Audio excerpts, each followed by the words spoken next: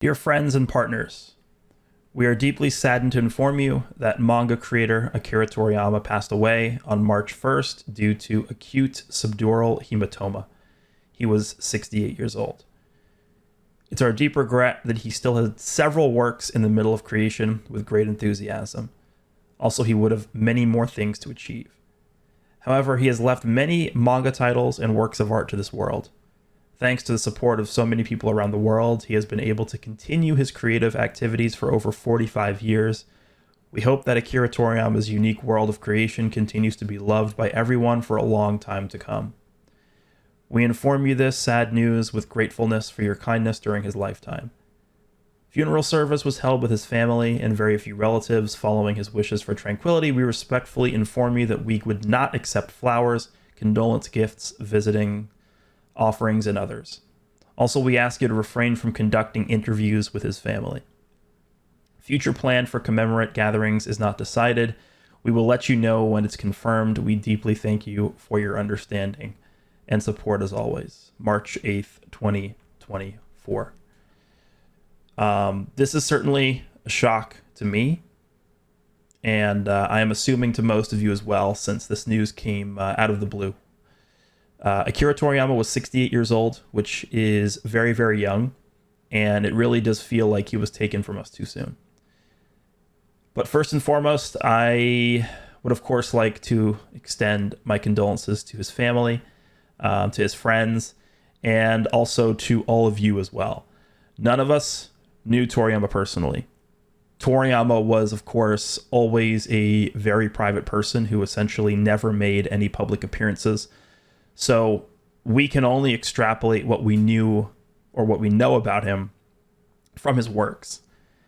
And I think the best way to honor his legacy is to continue enjoying his creations and to continue using them as tools to spread joy as much as possible. Now, this video is not about me, and I don't want to make this video about me. But as an artist, Toriyama's legacy isn't just about the art that he's left behind.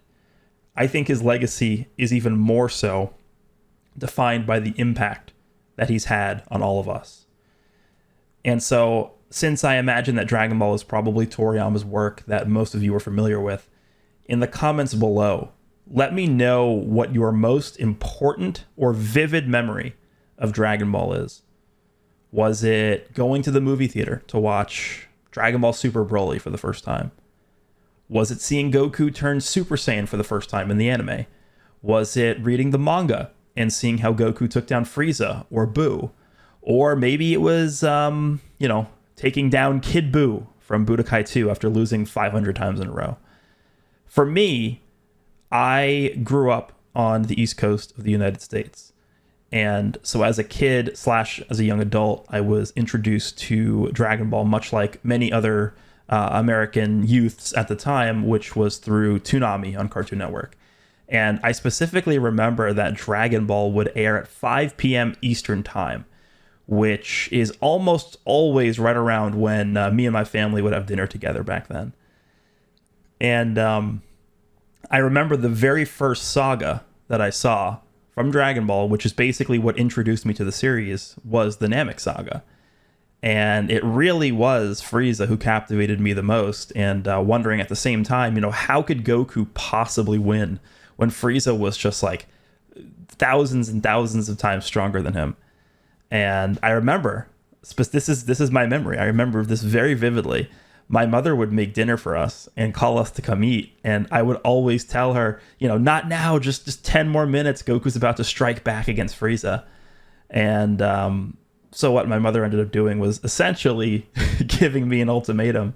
You're going to have to choose whether or not you want dinner or whether or not you want to watch that Dragon Ball Z show, as she would call it. And so naturally, I ended up choosing Dragon Ball and went many nights during that time without having dinner, obviously prioritizing Dragon Ball because it was much more important that I was caught up on the story and understood what was going on.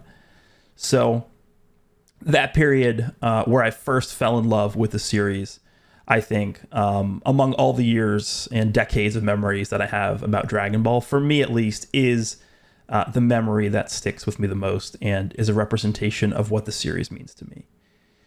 Toriyama really is someone who had and still does have an almost profound influence on a lot of people throughout the world. And many of those people have drawn inspiration from or have had their lives affected in some way by his creations in some way. And that influence spans multiple generations and is something that can be used and is used to bridge the gap between generations and create a sense of unity.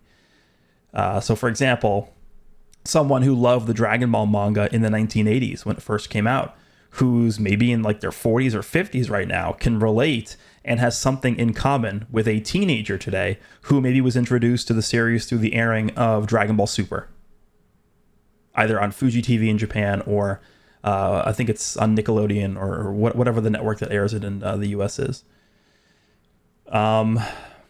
Now, I haven't really had the time yet to see how most other people are reacting to this news since I saw the announcement from the official Dragon Ball social media account and almost immediately sat down to record this. But I think the power and the unity of this community, which is essentially this community is essentially a creation of Toriyama.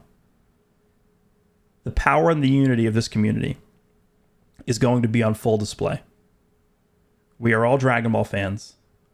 We've all been impacted by Toriyama. And Toriyama's influence will be immortalized by both his creations and by his legacy left by this community. So, last thing I want to just quickly say, thank you, Akira Toriyama, and rest in peace.